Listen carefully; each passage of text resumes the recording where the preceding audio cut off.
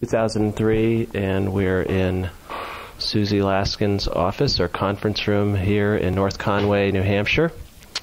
And I will ask you to begin by telling me a little bit about your background, your family background, where you grew up. Go back as far as you want to or can. I'm interested in this is a book about largely about oral tradition, so I'm interested in grandparents, great-grandparents, genealogy, that kind of stuff, if you care to share that.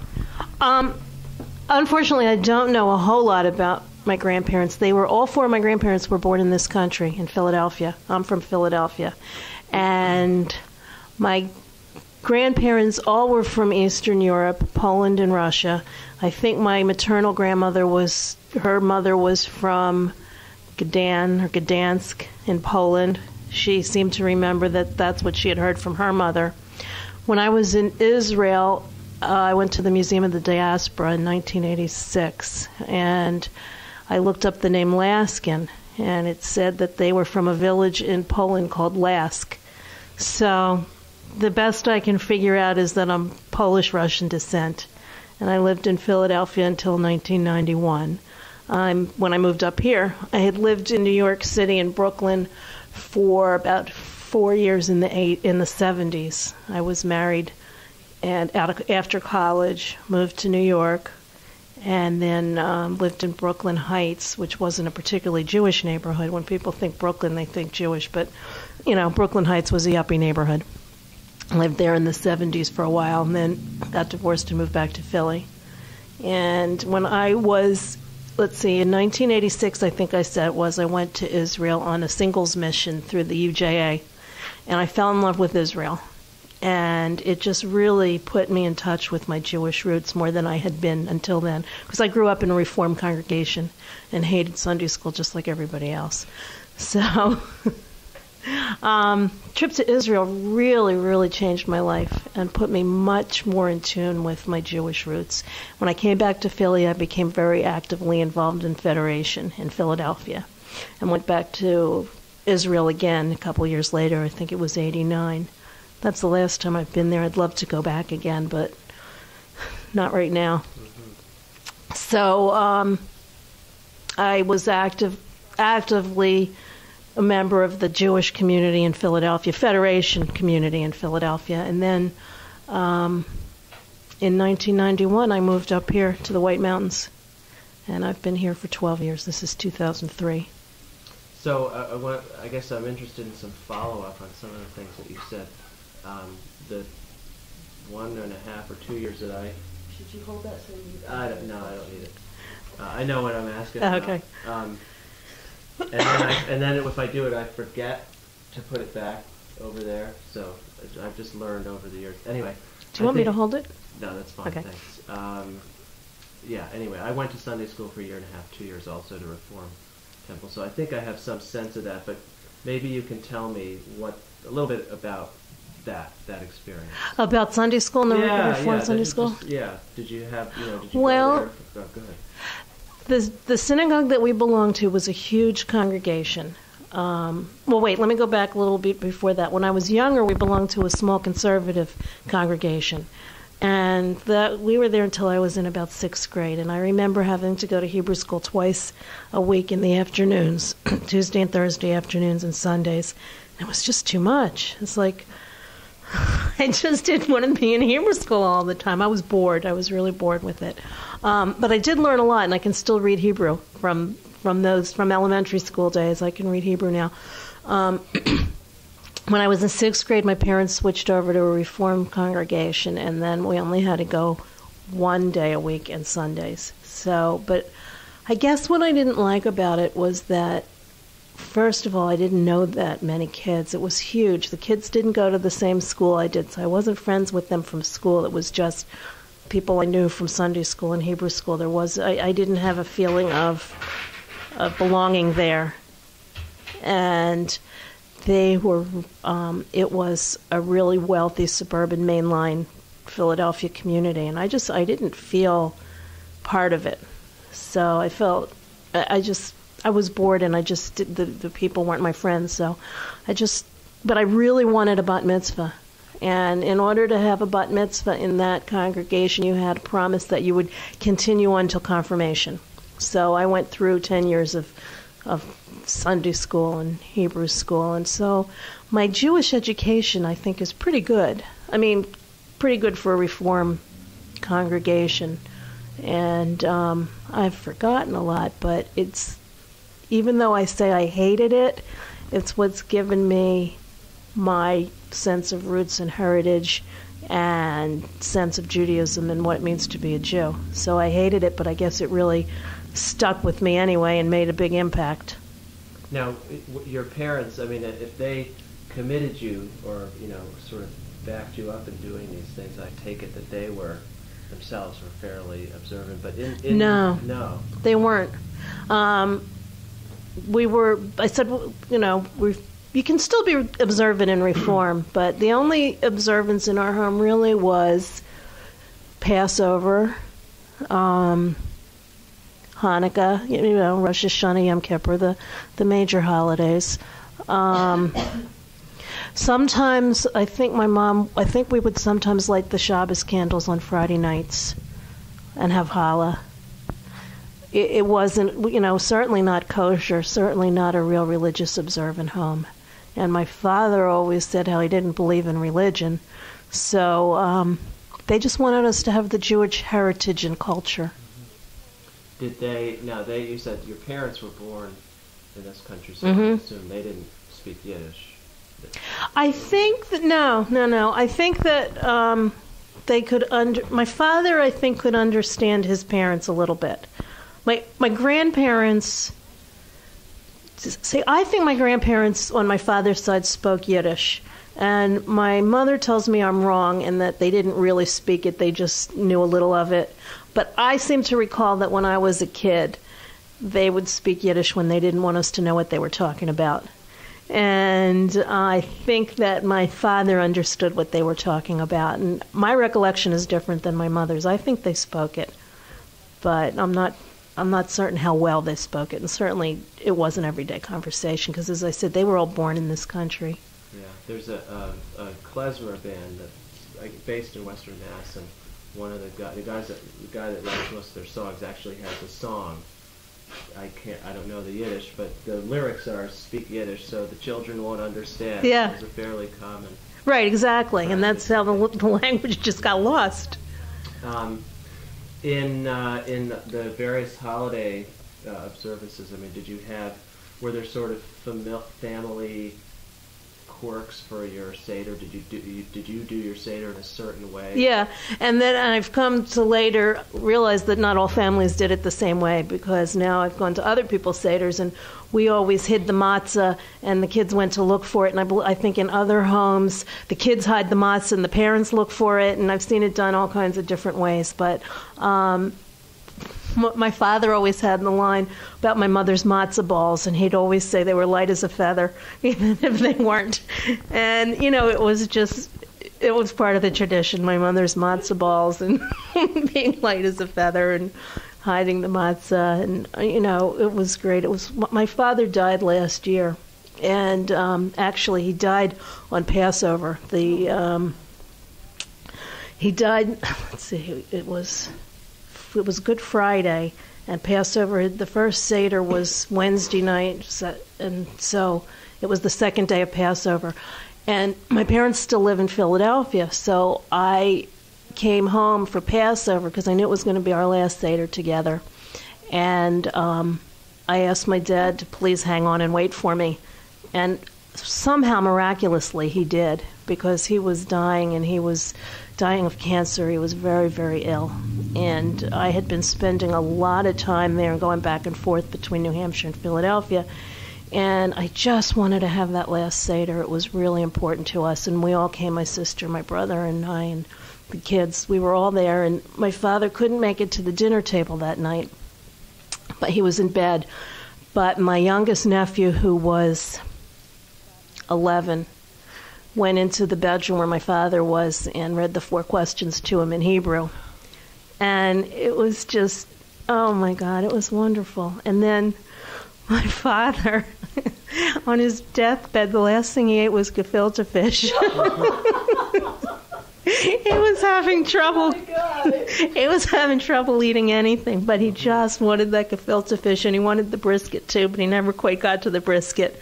He had a few bites of the gefilte fish, and he was done. And that was just, I mean, I am so happy that he made it through that last Seder, and that Seth got to read him the 4 questions. And I just picture Seth sitting there on the bed with Poppy reading the 4 questions in Hebrew, and it was wonderful. Mm-hmm. Boy, it's hard to move on from this story like that. You're crying too. Yeah. Did the family have other kinds of just sort of family traditions? Well, every year at the Purim Carnival, my sister and I would be Queen Esther. Did you fight over it? No, we were both Queen Esther, and we had little bride costumes with veils and tiaras, and my mother's got pictures of us in the scrapbook of the two of us in our bride gowns being Queen Esther. One of those pictures. Oh, yeah. When I was very, very little, I don't know if you want to include this or not, my mom decided that we needed to have a Christmas tree. So, I guess maybe until I was about 3 years old, we have pictures of me with the Christmas tree. And she, for some reason, I don't know why, she didn't want to buy a new tree every year because she couldn't see wasting that much money on Christmas trees. So she bought a fake Christmas tree. And we had this white Christmas tree in our living room, but she said after having it in her house for a couple of years, it really gave her the creeps and she couldn't do it anymore. But she also felt that kids needed to have Christmas because all the other kids had Christmas and Santa Claus, and we didn't get to have that. So whenever Christmas fell during the week of Hanukkah, we'd open our presents on December 25th in the morning. And then I think we also got presents all the other nights as well. And I don't remember what we did when Hanukkah came early and it wasn't at the same time at Christmas. I think we did both. We always went to my grandmother's sisters for Christmas Day, and we went to my grandmother's other sisters for New Year's Day, because it was just an excuse for the family to get together, and everybody was off from school, and all the cousins and grandmothers and everybody would get together. Christmas and New Year's. What would you eat those days? It was probably turkey or brisket, maybe tongue. My grandmother used to make tongue. I remember seeing that.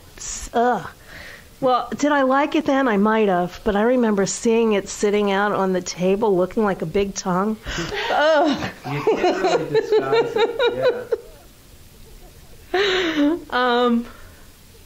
I don't eat meat anymore, but when I think about it, it creeps me out. Let's see, what else? Well, I'm going to skip ahead. Obviously, I have an interest in, how you ended up here and all that. So, but I'm not ready to ask that question yet because I'm still in the past somewhat. Okay. But I am, because you were talking about your parents. I'm intrigued to know if they had any, they living down in Philadelphia in an urban environment with lots of Jewish people around, I take it. What did they think of your moving to a place like this, and since you've been living they here thought I for was 10 nuts. years, did they come visit you here? Yeah. And what was that like? First of all, they thought I was crazy.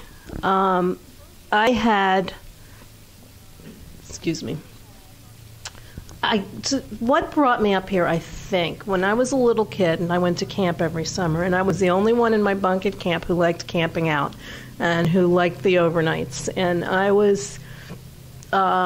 always liked the outdoors. And when I was living in Philadelphia, I became really actively involved in kayaking, whitewater kayaking, and going away camping and kayaking every weekend, and just loving the outdoors. And my parents didn't understand it at all. They thought it was crazy. I mean, because they always said, where did you get this from? You didn't get it from us. They would never sleep on the ground. They couldn't imagine it. So when I did move up here, I moved up here because I love the mountains and I love hiking and I love the outdoors. And and being out. I just wanted to live in an environment that I loved instead of going away every weekend to get away from my environment and getting to somewhere else. I wanted to live somewhere where I had that environment around me all the time. So my parents would come up and visit me in the summer. They'd never set foot in New England in the winter because, God forbid, it might be cold. But they were so afraid it would be cold up here. They'd never come in the... But anyhow, they came every summer. They'd come for about 2 days. And my mother would say, okay, we got our hugs. We can go home now. Mm-hmm. I took them on little hikes in the woods, not real climbing or anything, but little hikes to, a waterfall or to a lake or something. And I think they could understand what I loved about it, and they could see why I loved it here so much. But they still thought, they just didn't understand where it came from, this love of nature and outdoors. And my father always wanted to come up by himself and just spend some time visiting me by himself away from home, but my mother would never let him. And in their generation, I guess you have to give each other permission, or, you have to... It was different with their generation. He did come up once. I think he and my mom had a fight, and I think he came up to get away for a couple days, and then he felt so guilty, he turned around and went back again.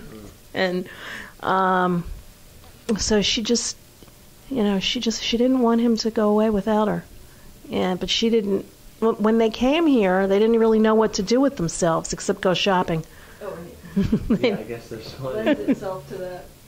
Yeah, they weren't really outdoors people, though my father loved tennis, but they weren't really like nature outdoors people. So, if I took them on a hike in the woods, it would be like a little half-mile walk in the woods, and, that was all they were up for. And they were getting elderly too, so it was harder for them to get around and to do anything physically active. Mm-hmm.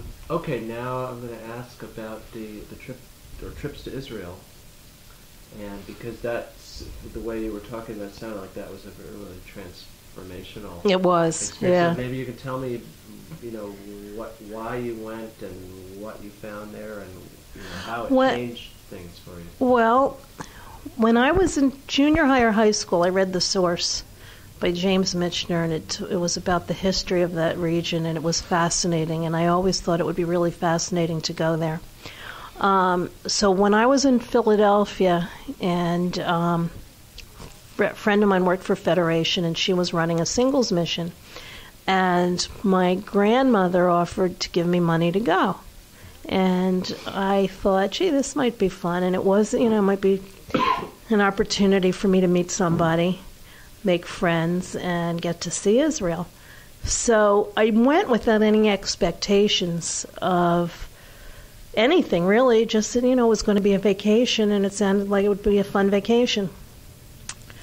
And it was transforming. I had feelings that just welled up inside of me about being Jewish and about being in the Holy Land. And when I stood at the Western Wall, it was just an overpowering, overwhelming feeling of oneness with all the Jews that had stood there before me. And I really felt Jerusalem was magical and spiritual. I just felt its holiness. And as I said before, I was never raised religious or observant. And standing in Jerusalem there aren't any words to describe it. It's just sort of an overwhelming, powerful mysticism that came over me. And other people on the trip all said I've talked to so many other people who've been to Israel and have had that same experience. And I wasn't expecting it. It just came to me. So, and I just fell in love with the land and the people and the sense of history and mystery, and I had decided I wanted to go live there, but I couldn't really figure out how to do that, so I ended up moving to New Hampshire instead. Now, culturally, just in terms of the people, did you feel like somebody who you were in love with the place, but you still felt like an outsider, or did you feel like you were? I mean, you know what I mean? Did I don't know. Like, you could easily become an Israeli just by virtue of being there for a while? I'm not sure I thought about it that deeply. I thought that I think so, because I think that I got the feeling that the Israelis really want bodies more than they want our money. And I think that I felt that any Jew who moves to Israel is made to feel welcome and wanted, because they need people there so badly. So I think that I thought that if I went there that I would be welcomed. But it would be hard because I didn't know Hebrew and I didn't have any money. I didn't know I was going to move there with no money. So I had looked into going to an Ulpan. I had looked into how to make Aliyah, and it just never really materialized. I didn't do it. It was just sort of maybe someday. And you know what? I still maybe do it someday. Mm-hmm. Did you think you'd end up, if you followed that out, did you think you'd end up living in the countryside or living in the city, or you didn't really I think I imagined that if I did it, I'd probably go live in a communal society until I got my feet wet and got to know the country and figured out where to go and what to do. I didn't really, I never got to the point of figuring out the nuts and bolts. It was just sort of a faraway dream. God, I'd love to live there. What a wonderful place. But I never really, put action to the, it was just a sort of a thought. Mm-hmm. Now years later, as you've lived here for quite some time, since you were thinking about that, does Israel feel to you nonetheless as the place for Jewish people to be, or? Yes. Yeah. Yeah, it does. And it worries me with all the violence and the terror that's going on over there, if it's ever really going to come to be that the people are ever going to be able to live together peacefully. It's very frightening, and especially this week when it seems like they were so close to getting the roadmap, and then Hamas does it. The people in Hamas want the terror and they want the violence, and they don't want to live together in peace. And it just seems that it can't be possible if everybody doesn't want it. And it's very frightening. And I do feel like Israel is the place that Jews belong, and it's our homeland. I felt at home there. Yeah. So as long as you're here, in a way, and I don't even mean necessarily New Hampshire, but Nebraska, wherever, you're not really at home? Or Yeah, I think that I could say that. I agree with that statement. Israel is ultimately where we belong. Sounds like you follow things pretty closely, too. Fairly. Yeah, I read the papers, listen to the news. I'm not real political, but this is a subject that really interests me, and I have a friend that lives in Jerusalem, so I email with her a lot. All right, well, you did end up coming to New Hampshire instead, and so the impetus was primarily your interest in outdoor. Yeah, get out of the city. Yeah. I needed a change in my life. I'd been living in downtown Philadelphia, Center City, on the actual verge of a slum almost, in a neighborhood that was up and coming but wasn't there yet. So I was able to buy a house downtown in Center City, Philadelphia. That was pretty inexpensive. And so I owned my own house, and I was really living in the inner city and loving it for the longest time. I lived there from the time I got divorced in 1978 until 91. So all through the 80s, I was single in downtown Philly and, doing all the typical single things. And then, as I said, I got involved in kayaking and started going away camping every weekend. And I just finally, I don't know, I said it was my midlife crisis. When I turned 40, I said, I just got to get the hell out of the city. I just can't stand the city anymore. Better not have been your midlife crisis. I'm 41.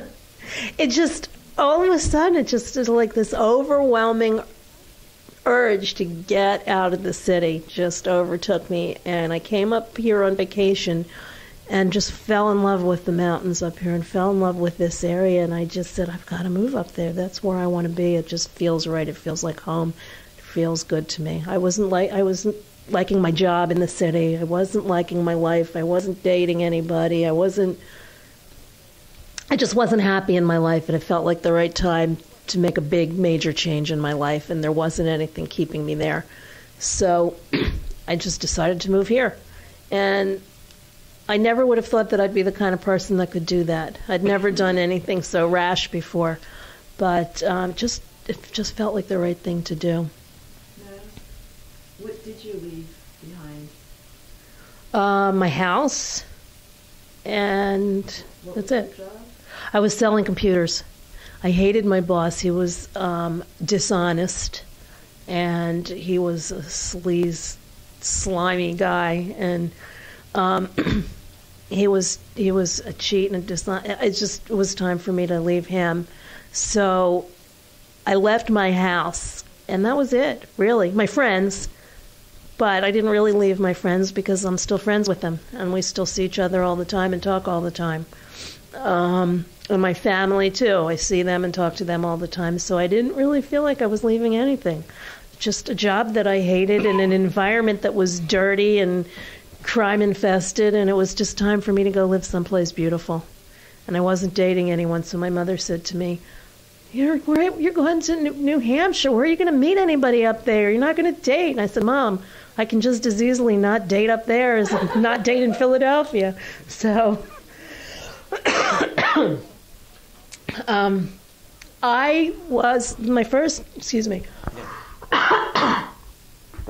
I got hired by EMS, Eastern Mountain Sports, to be the assistant manager in the North Conway store, which at that time was a dream job for me. They paid my moving expenses, and I got to work in an outdoors store and have discounts on all the outdoors toys and equipment and stuff like that. And for 5 years, I loved it. It was really fun. And I hiked on every single day off, and it was great until I just couldn't take the corporate structure and the retail hours anymore, and I got to feel like a slave. I was working 70, 80 hours a week for about $20,000 a year. And yeah, it was just, I just burned out. I felt like I was being treated like a slave, and I just couldn't take it anymore, so I left there. Now, when you came here, the place that you live now, is that where you went? I mean, did you buy No, I rented an apartment, and right near here, right near the store, so I'd ride my bike to work. And I was there for 5 years until I just had enough of that. And then I went to work for the local radio station. And I did that for 5 years. I sold advertising on the local radio station here in North Conway. I wrote commercials. I voice over commercials. I would be a substitute DJ every now and then when they needed somebody on the air. And I was like a little local on-air person. People knew my name, and it was fun. But I couldn't make any money doing that either. So then I decided that if I went into real estate, I thought it would be a good opportunity to make money. I'd always been in sales. And if I could sell air, I could sell houses. So that's what I do. So when did you move to this place out in the woods? We bought the house in 97. So I've been out there in the woods since 97. And since we're not there, maybe you can just describe it to me. How far away is it? It's a 20-minute drive in the summer to North Conway, which is where my office is, because... I would love to have photographed you there. Oh, we can do that if you I want. would love to if it's possible. Yeah, let's play it by ear. Well, I'll call... We'll see what the timing is like. Okay. these other guys, yeah. There's a really steep, narrow, winding mountain road that's closed in the winter that goes to my house. So to go over the mountain in the summer to get home is about 20 minutes. In the winter, that road's closed, so I have to go around the mountain, and that takes about 40 minutes. So we've got 5 acres in the woods. The land is very forested, so it's pretty you can't see the house from the road. It's very secluded, down about 100-yard driveway, set back from the road. Can't see the neighbors, can't see the house. It's just very, very, very peaceful and quiet. We have a stream running through the backyard. It's really pretty and quiet out there. Very, very buggy right now this time of year. Bugs are insane. And my husband and I have been working on expanding the house. We just put an addition on the house, so it's kind of topsy-turvy right now. It's still in the process. But it's a cute little house. Little cabin in the woods. Is there, for you as a practicing Jew, is there a place where your Judaism and your love for the outdoors connect? Well, is there a spiritual connection between those two? Whenever I hike and get to the top of a mountain, I feel like I'm real connected with God. When I'm standing on a mountaintop or sitting on a mountaintop just looking out at the world beneath me, it feels very spiritual. But one thing that we haven't talked about that I think is really important is that I started a Jewish community here. Yeah, I remembered that you mentioned that to me, and I was definitely... Oh, okay. Yeah. So we can get to that later if you want. You can't be a Jew without other Jewish people around. Yeah, it seems so. Yeah, okay. I hadn't forgotten to ask. Okay. Yeah. Right now, we belong to a synagogue in Bethlehem, New Hampshire, which is about an hour and a half from here. It's the closest synagogue. So we'll go up there a couple times a year for high holidays, and it's a beautiful drive through the mountains, especially in the fall. And that feels sort of exciting, or it's sort of the journey of getting from here to the shul is sort of part of the experience because it's such a long, beautiful journey to get there. Yeah. But because it's so far, we don't go in the winter because it's really too hard to... I'm scared to drive through the notches at night because of moose. So I only like to drive when it's light out. So we don't go to shul too much in the winter. We've gone a couple times. We went for Hanukkah once. We went for Purim once. But mostly we go in the summer and high holidays. And that's a fairly old synagogue, isn't it? It was a church originally in the 1920s. And then in the past couple years, they have had a major capital campaign and upgraded the building and renovated it, and it's year-round now. So it used to just be a summer synagogue, and now it's year-round. We don't have a rabbi. They have visiting rabbis from wherever they can get one from. And so the services are sporadic. Yeah, I've been in touch with Lee Bagton. Yeah. And we're planning to meet her sometime later this summer. Yeah, so she could probably tell you more of the history of the synagogue. She's actually written up. She sent me a draft of sort of a history of the building. Oh, okay. Yeah. Well, my husband's an artist. He's a glass artist. And my sister is also an artist. Oh, really? Glass? No kidding. He did these windows here. Them. I have been staring at those. But they're so great. Oh, really? Yeah, I love them. Well, my husband and my sister did a window for the Bethlehem Hebrew congregation. They have a huge kiln. Yeah, it's enormous. Yeah. My sister Amy painted a scene of the White Mountains, and it says in Hebrew, "Lift up thine eyes to the mountains." And she painted it on glass, and they made the glass for the transom over the window into the sanctuary. It's really beautiful. So yeah, now I guess now's as good a time as any. You didn't want to make that drive every week, so it sounds like that's part of why you started this. I started the community even before I joined the shul. I had gotten to know another couple, Brian and Sarah Charles. Brian worked at the radio station with me, and they were our other Jewish friends. And we thought, wouldn't it be nice if we could get a bunch of Jewish people together and start a little Jewish social group and start, meeting some other Jews, because I'm sure there must be some other Jews around, but we don't know any. So Brian and I worked for the radio station, and we put a commercial on the radio, public service announcement.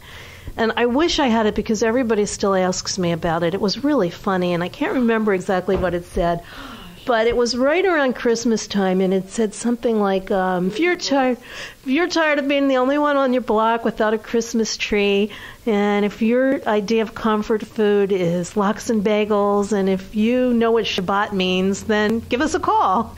And it was something like that. And we'll get together for a Shabbat potluck supper at Brian and Sarah Charles' home, and give us a call, and we'd love to meet you. So we had the commercial in the air for maybe a week or two, and it was a Friday night. We did a Shabbat potluck supper at their home, and about 50 people came.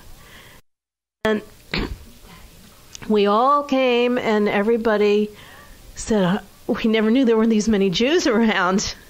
And we went around the room and introduced ourselves, and we all discovered that we were all here because we loved the mountains and we loved the environment, and we weren't real religious, and we didn't go to shul, but we felt a need to reach out to other Jews, and we felt a need to have some kind of Jewish connection. And that was about 5 or 6 years ago, and we've been meeting every month since then. The group has grown. Bert, my husband, is the keeper of the email list, and he sends out an email every month telling people where we're going to meet next. He's Jewish. Yeah.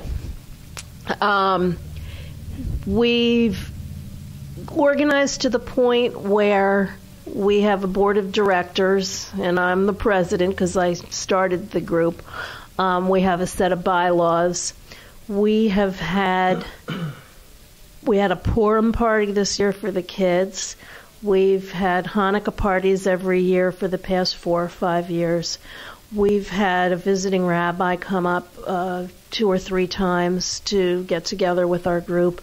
We have a book club that gets together about every 6 weeks, and we read a book of Jewish content and discuss it. And we're really trying to form a Jewish community here. Not trying, we really have formed a Jewish community here. A couple of years ago, the opportunity arose for us to buy a building, and we didn't jump on it fast enough. Well, what happened was, since I'm in real estate, I knew of this church that was for sale that I thought would have been perfect, and it was really inexpensive. It was on the market for $120,000. Oh, wow. And I got everybody to come look at it. And, of course, with 50 different people, there were 50 different opinions. And some people thought it was a great idea, and some people thought that it was a bad idea, and some people wanted to have a building, and some people said, no building, then we'll have to pay dues, and it'll cost money, and we'll have to hire a rabbi. And we did get together to make an offer on the building, but we didn't have any money.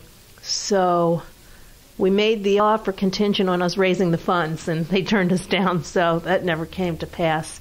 And in the back of our minds, I think that if another opportunity arises, at least we'll be in place to jump on it. But a lot of people it was really interesting. I mean, there were people who were vehemently against it. Like, we don't want this building. So it was a big controversy. So now we just meet at one another's homes. Oh, we have a community Seder every year. We have it at the Gibson Center, which is the senior center, and they let us rent their dining room. So we've had a community Seder for 3 years now, which about 50 to 60 people have been coming to. And we're all our friends now are the other people in the Jewish community. So I don't know, we've just sort of found one another, and we go hiking together. Last Memorial Day, we had a Sunday brunch hike. We have a gourmet club, and, we just... Jews will do this. I know. Polish people, or, I'm German, Armenian. You're not going to get... I wouldn't do that, and I can love that about Jews. I don't know why that is, but, yeah, we just all sort of like to hang out together. I think you mentioned that you found out at this first gathering that pretty much all of you had moved here from somewhere. From urban areas, yeah. And that's really, so in other words, within this group of 50 or so odd people, there really aren't any people who grew up in this area. Mm-mm. Interesting. No. Now, at the Freiburg Fair, they have an old museum, a historical museum on the fairgrounds, and there's an old peddler's truck that says Goldstein's or something. You know, it's some Jewish name from the turn of the century. So I guess there were Jews here. This is Freiburg, Maine. Yeah, right on the other side of the border. It just so happens, because I'm working on this topic, I've found, actually, because of somebody I interviewed in Portsmouth last week, a book that you might be interested in called Crossing Lines, it's by Judith Goldstein, and it's a detailed history of three main communities, Jewish life in three main communities at the turn of the 20th century. Oh. Chapter on Bangor, Maine. There's a chapter on Bar Harbor, mostly about all the Jews that couldn't go there because it was a very exclusive. It was owned by the Roosevelt, all those guys. And then Calais, Maine. Rockefeller. Yeah, he was there too. That and was Calais, Maine is the third. And there were section. Jews there? Many. Bangor in particular. The first part of the book is about Bangor. There were, at one time, there were 150 Jewish families. No kidding. In Bangor. We're talking about 100 years ago. Wow. And a lot of them, I mean, this is what I'm learning as I'm doing this, a lot of them, their origins were, as you say, these pushcart peddlers. In fact, last week or so, we interviewed a guy in Brattleboro, Vermont, who owns a big Army-Navy store there that's been there for years and years and years. And he was telling us that his dad, that's how his dad got into business. His dad was a pushcart. One of the books that we read for the book club was called The Jew Store. And it was about a family of Jews that started out in the rag business in the South. And it seems that all the Jews, or so many of them, did start it out with these push carts and graduated to dry goods stores. And some of them, later became department stores. And they all started out as merchants with these little push carts. And there's a store in Portland called Levinsky's, which I'm sure probably starts from those same beginnings. Now, culturally, I mean, you have found each other, which is obviously a lovely and life-changing thing. But I'm wondering that nonetheless, at times, you must feel isolated as a Jewish person living in a place like this, or maybe not. I mean, what's that? Because I assume in your work life, most of your coworkers, if not all of them, are not Jewish. Right. Your clientele is not necessarily right. So yeah. What's that? Yeah. It's hard sometimes. I mean, because we do have this community that we socialize together, but a lot of us feel the need for a little bit more spirituality infused in it. And so some of us will get together and go to services in Portland or in Bethlehem, or I've even gone to services in Dover with some of my women friends. As much as I hated Sunday school, when I go to shul now, it feels good. And when I hear Hebrew, it feels good. It just brings me back to my roots. All my friends' kids are having bar mitzvahs now, and I'd love to go to the service and sit in synagogue and hear the service and hear the Hebrew, and I do miss that, believe it or not. I miss having that around, that the going to synagogue thing. I don't know why, because I never liked it as a kid, but it's something that I do miss now. And in fact, there's a woman named Amy Mitz who's a cantor up in Bethlehem, and my husband just loves her voice. And she would, for the past several years, she was running high holiday services up there, and she stopped doing it last year, but every now and then she runs a service, and my husband loves her voice so much that we'll go up there just to hear her sing. And that's the piece that's missing for me, is the synagogue, the rabbi, the Torah, that part of it. I don't know what. Yeah, the synagogue part of it is what's missing for me, and I don't think that other people really feel that void. I mean, some people do, but I think most people who are here now are here because that doesn't matter to them, or else they wouldn't be here because there is no synagogue. So, in a sense, having found this Jewish community fills a lot of the need. And it fills as much of the need for me as I really need, or else I wouldn't stay here, because I don't need to go to synagogue, but it does feel good to go every now and then. When I do go, I'm glad to be there. Mm-hmm.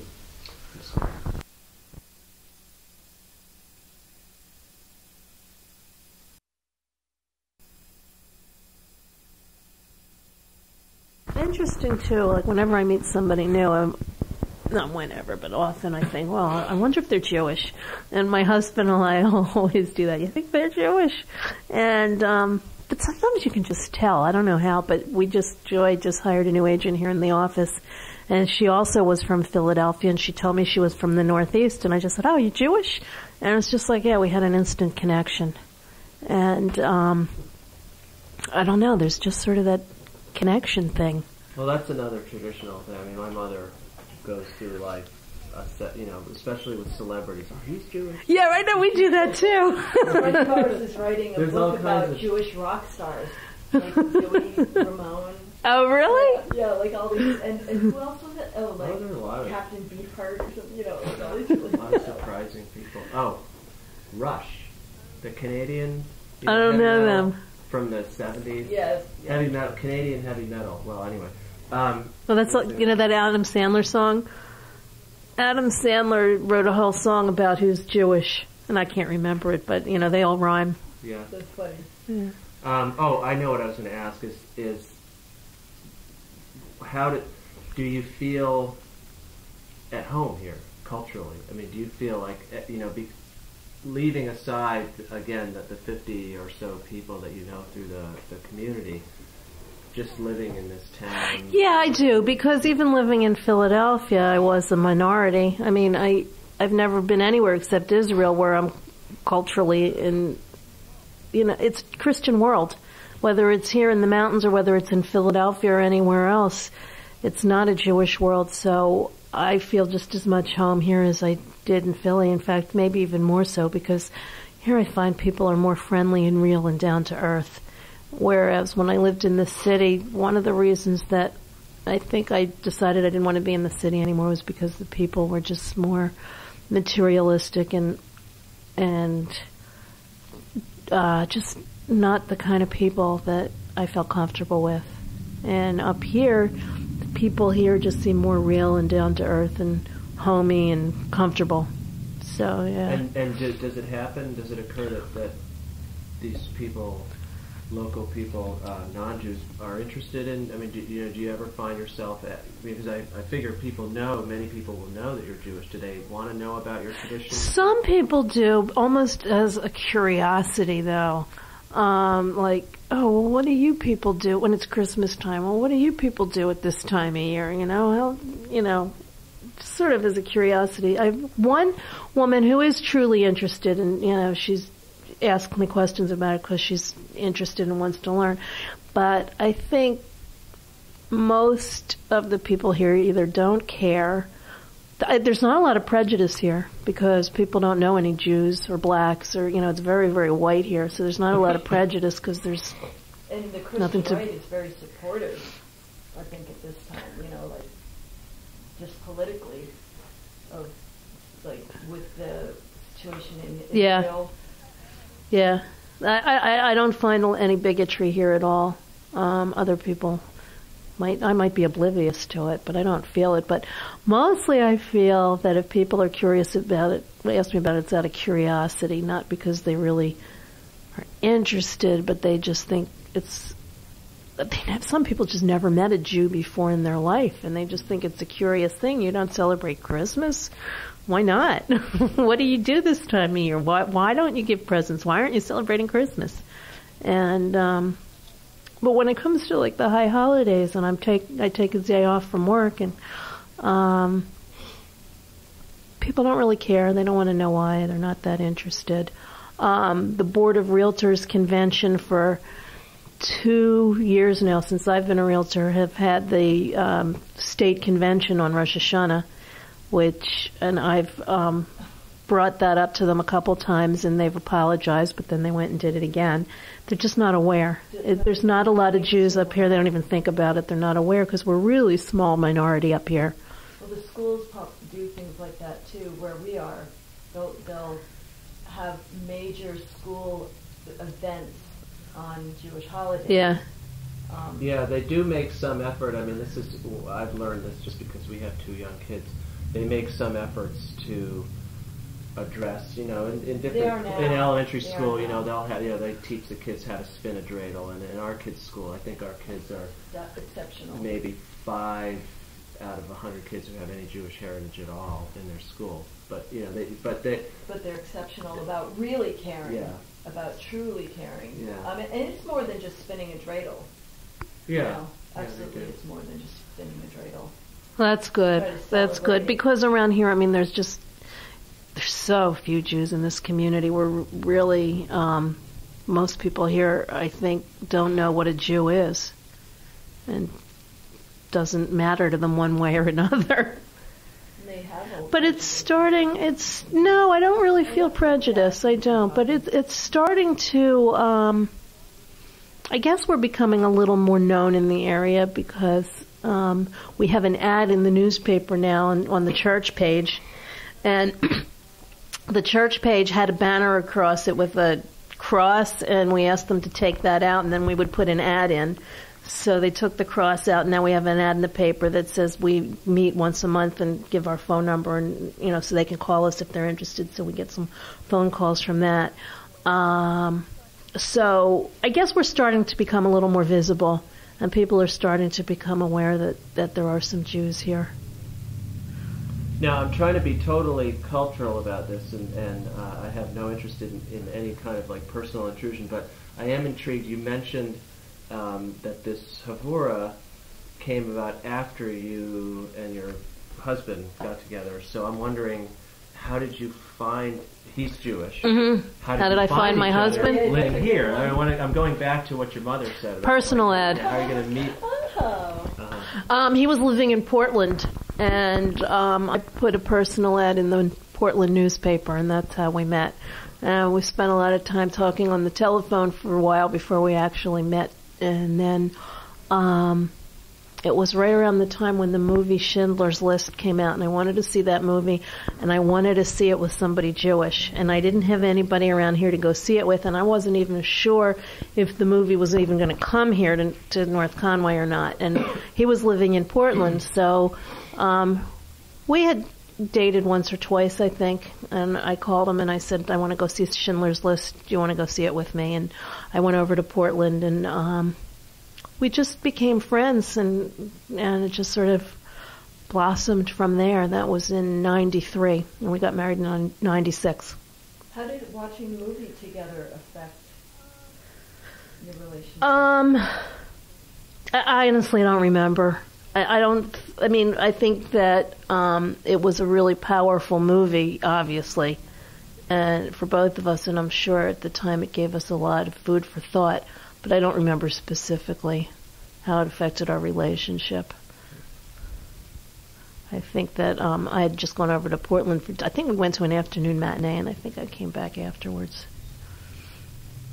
I can't make it through movies. We started to watch The Pianist. And I was following. I'm afraid to go rent that. I know.